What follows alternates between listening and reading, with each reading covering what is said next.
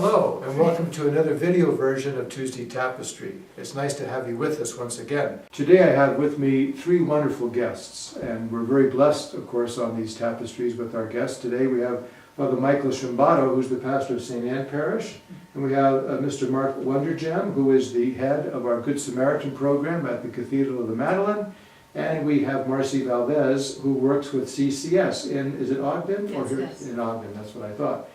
And all three have come to help me talk to you today about the CRS and particularly Catholic Relief Services Rice Bowl program. Catholic Relief Services, as you already know, I'm sure, is a wonderful Catholic agency. It was formed by the bishops of the United States many years ago in order to help so many in our world who are in need. It was particularly started after World War II when the bishops received so many pleas for help as people tried to reconstruct and put their lives back together. This program now, of course, is huge. Its budget has almost $1 billion budget per year, serving about 100 million people in approximately 100 countries. And what's really remarkable is that Catholic Relief Service does this with a very low overhead. As a matter of fact, it's one of the lowest overheads of all charitable organizations. It's under 5%. So that means that the money that we give to Catholic Relief Services is going to the people that you, the donor, intends it to go to. One of the programs that we've had for a long, long time in Catholic Relief Services is the Rice Bowl. I can remember this going way, way back. And I can remember even as a little kid, which wasn't way, way back, putting coins into the Rice Bowl. And today, the Rice Bowl collection gives Catholic Relief Services about a little over $6 million each year we do this. Now this may sound like a lot of money, and of course it is, and we can do a lot of good with it, but that's an average of $1.40 per Rice Bowl. That's not so good, it seems to me. I'm glad, and we're all glad for whatever people can give, obviously. But I think we could do better, most of us could do better than $1.40 for an entire Lenten season. And that's why we're having this Tuesday Tapestry today to heighten an awareness of what the Rice Bowl program does. Now, one of the facets of the Rice Bowl is that we keep locally 25% of the money that's collected. Now, I know that we don't give thinking, well, this is good, I'm going to get something back. But nonetheless, it is nice to get something back, and it's good for our diocese because there are many needy people here in the Diocese of Salt Lake City. And that's why I've invited these wonderful guests to be with us so that we can talk a little bit about what the Rice Bowl collection does for your various organizations, what you do here within the diocese. So ladies first, let me start with you first, Marcy, and just say, you're with Catholic Community Services. How do you use, what do you do, and what could we expect our money to be helping in terms of what your work with CCS? Well, thank you. And Catholic Community Services is helping thousands of people every day across the state who struggle with issues of poverty and hunger. Here locally in the Salt Lake area through the St. Vincent de Paul Center, we're currently serving over 1,500 meals every day. Every day, That's wow. a staggering number, it really That's is. Great. And we've seen a 40% increase in families who are seeking services through the St. Vincent de Paul Center. In the northern Utah area, we're providing 2,300 grocery carts full of food to families in need each month. And again, that's a number that has doubled over the last 3 years.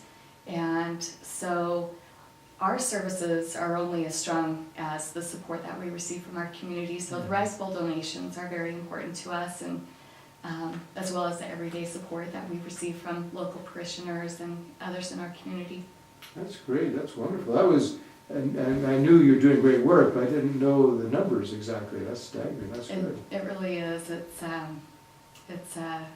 to see so many people in need in our own communities. I think, hunger in Utah is very different than hunger in other parts of the world, like Ethiopia, but it's nonetheless as real here in our local communities as it is anywhere else. Hunger is hunger, and when you're hungry, you're hungry. That's all you can think about is getting your next meal. Right. Father Michael Shimbato, you're pastor of St. Anne's there. You have a wonderful parish, and how would you use the Rice Bowl funds? Well, we're a central city parish, located on 5th East and 21st South. So we're really at a crossroads in terms of freeway entrances and exits, track service. 7th East is very, very close, and as a result, we get many, many people at our doorstep who are in need. Maybe the rent money has fallen short this month, or they need help with utilities, or there's no food in the pantry for them. Whatever the need is, they'll come to us, and I would say on the average week we have probably about 5 or 6 people who come to our door in need. And so we use the funds that we receive from the Rice Bowl program to buy food vouchers, to buy bus passes. If people need rental assistance, of course we can't pay the whole amount, but we do what we can, and we'll write a check payable to a landlord or to one of the utility companies. It's really an emergency help, but it is a godsend, because these people are in dire straits. They've usually been to several governmental agencies by the time they come to us. And so the need is there, it's specific, and thank God we have Rice Bowl money to help. Right, good point. Yeah, I know when you meet people and they do have that look of desperation sometimes on their faces. They said they've been to this particular agency, to that group, to this organization, and they just can't get the help they need. And of course this is also a way of helping people. I know sometimes I feel kind of in a quandary what to do. I'm walking down, say, South Temple or State Street, and someone comes up and says, "Hey, Father, can I have 50 cents or $1?"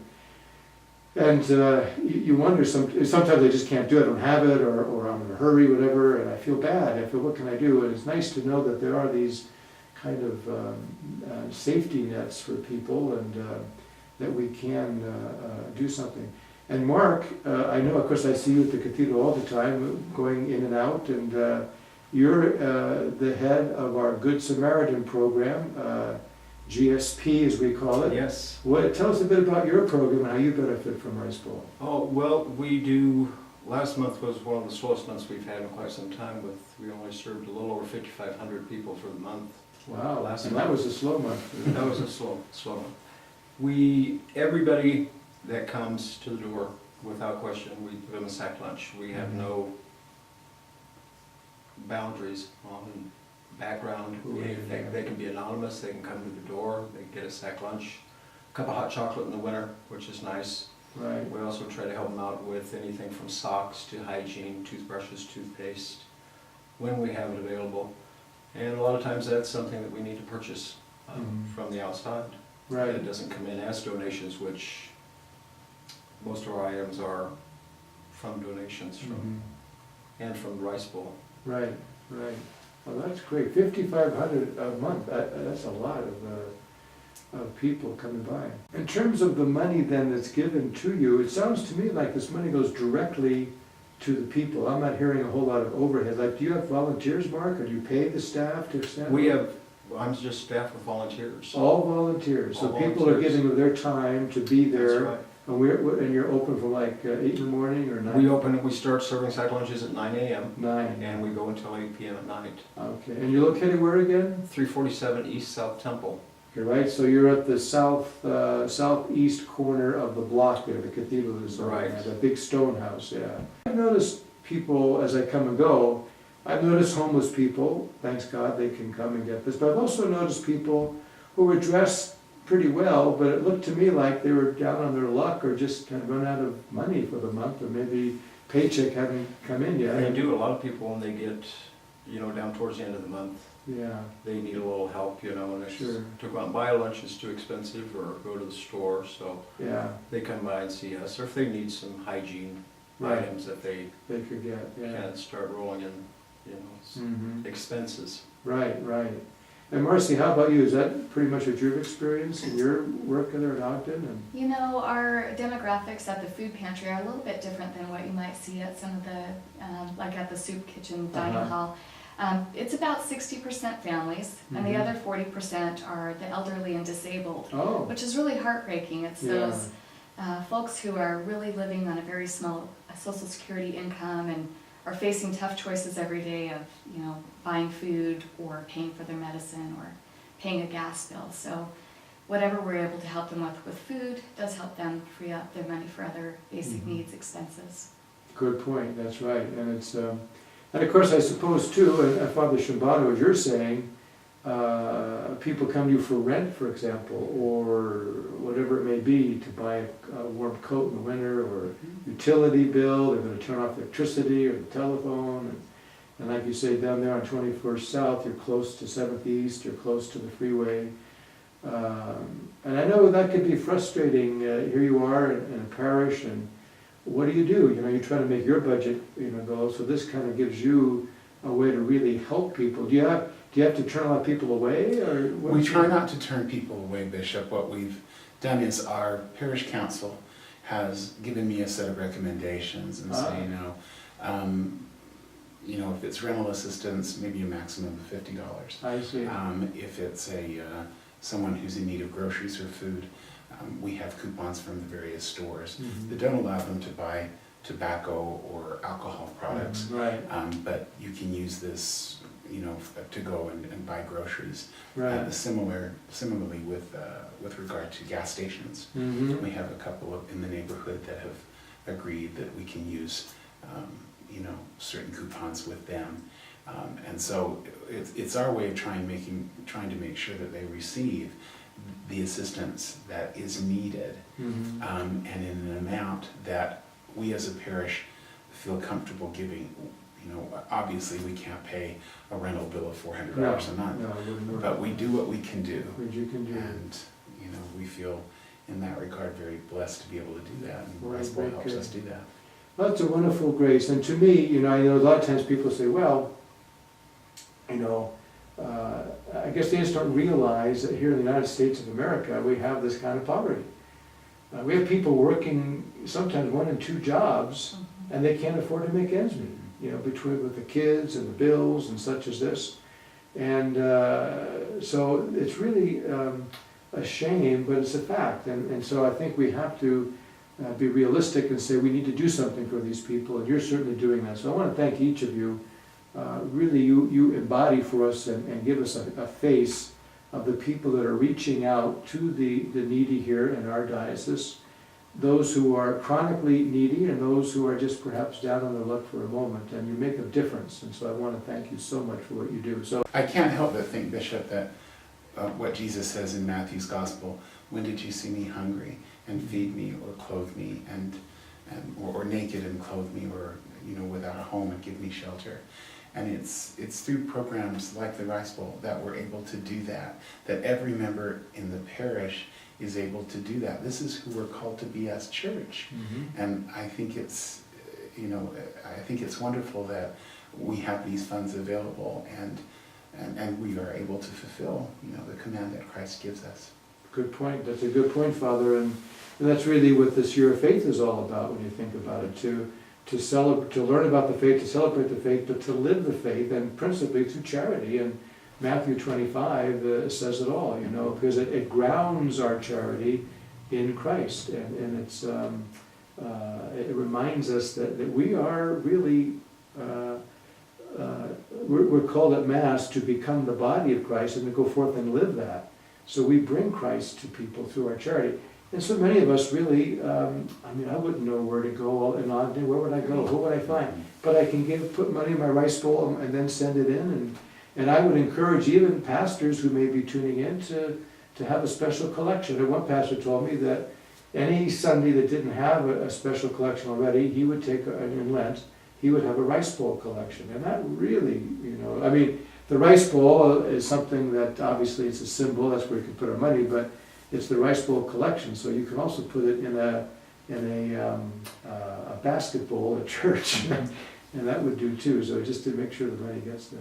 So St. Anne's Parish, we got the Good Samaritan program there by the cathedral, and you gave us that address. And Marcy, what would be is there an email or something for Catholic Community Services that people can contact if they had a question? Or? Yeah, probably the easiest way to get a hold of any of our programs would be through our website, which is Perfect. ccsutah.org. ccsutah.org. Mhm. Okay, well that's an easy one to remember.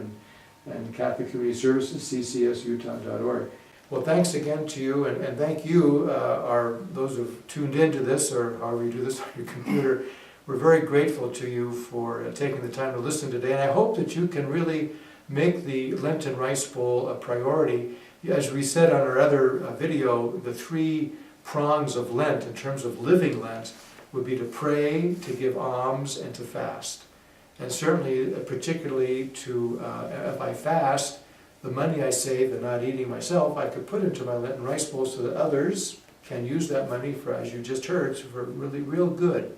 And then, of course, to pray that our generosity and our fasting and our almsgiving will all be part of my desire to identify with the poor, because I recognize that I am poor, that I am needy also, and that only God can fill my ultimate longing, and that all of us are in this together. We're brothers and sisters in Christ, helping one another, regardless of our economic status, so that we can live a better life, and one day, of course, enter the fullness of the kingdom. But now I'm starting to give a homily, and that's not my intention. So God bless you. Thanks for tuning in, and we'll see you next time.